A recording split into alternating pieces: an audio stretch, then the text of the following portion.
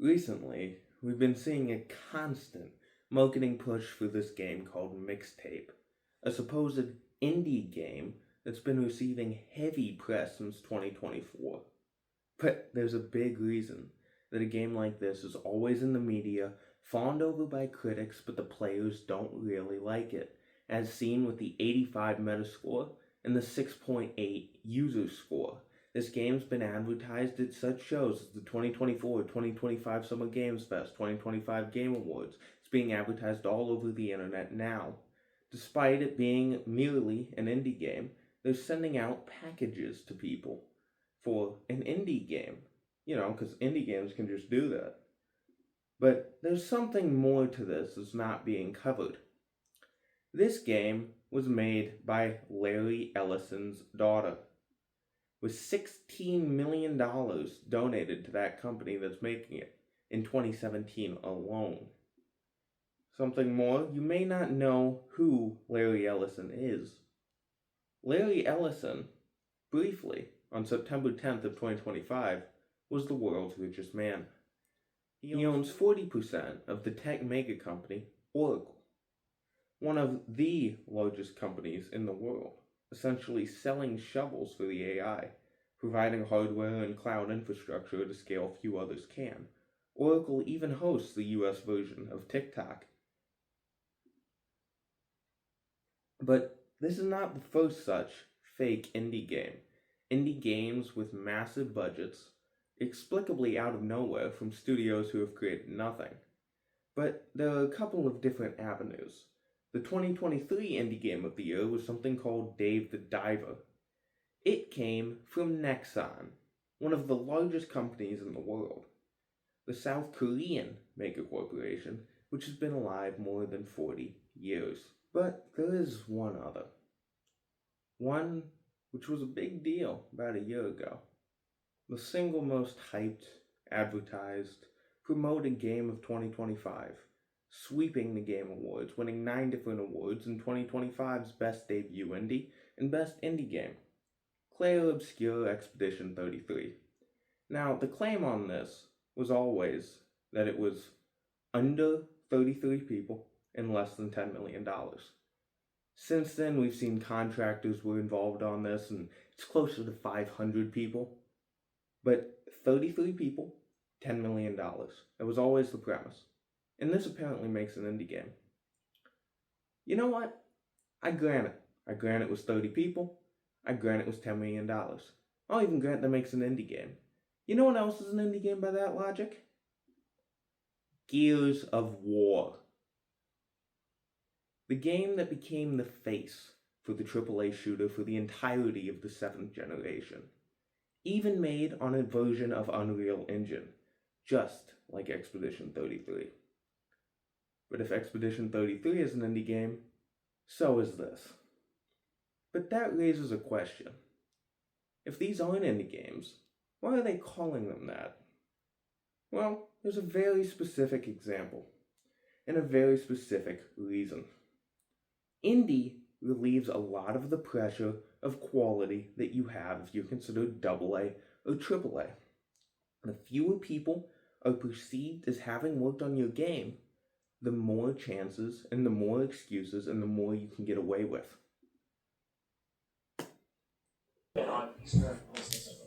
Next, we want to introduce you to a game made by a first-time solo developer in Bandung, Indonesia. With the help of 9 of his friends, he's built an intense action. Bandung, Indonesia. I want to introduce you to a game made by a first-time solo developer in Bandung, Indonesia.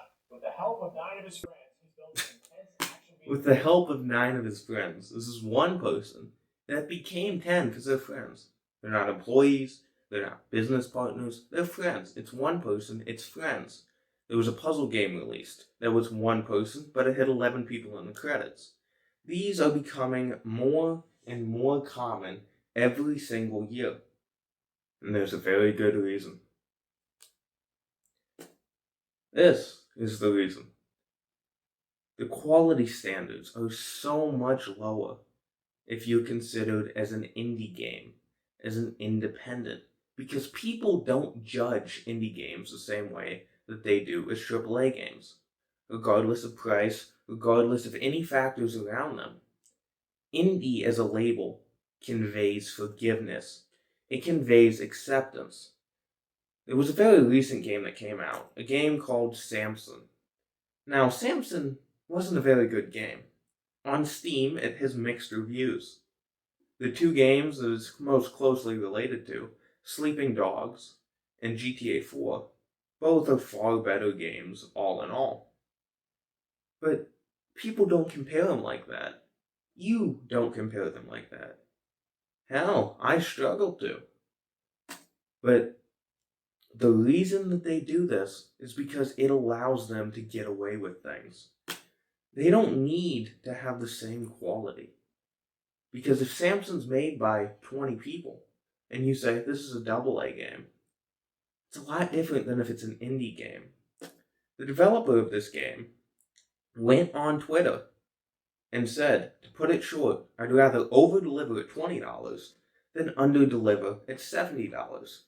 Completely missing the point that this game is under-delivering at $25. But people were eating this up. You can go into the comments on this post, and people are agreeing with it. They're supporting it. Now, there are some people that are against it, but it's enough.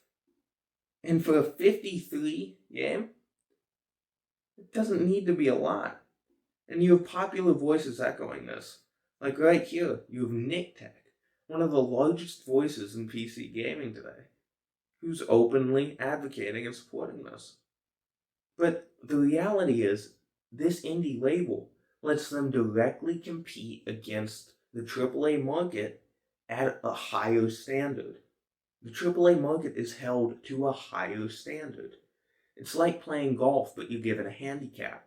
That one label does a lot of lifting. Because if I'm on Steam, I see Samson, $25. I see Sleeping Dogs, $19. I see GTA 4, $19. And Samson never wins that. But if they're a lone indie game, it's some guy's passion project. It has soul and heart in it. That makes it a lot different. And that's enough of a proposition to get people to go in for it. So every day now, every year, every month, we see a constant barrage of indie games that are not independent. They're backed by big publishers with big financial fundings. But they like that label. Because if it's an indie game, it doesn't need to compete on quality.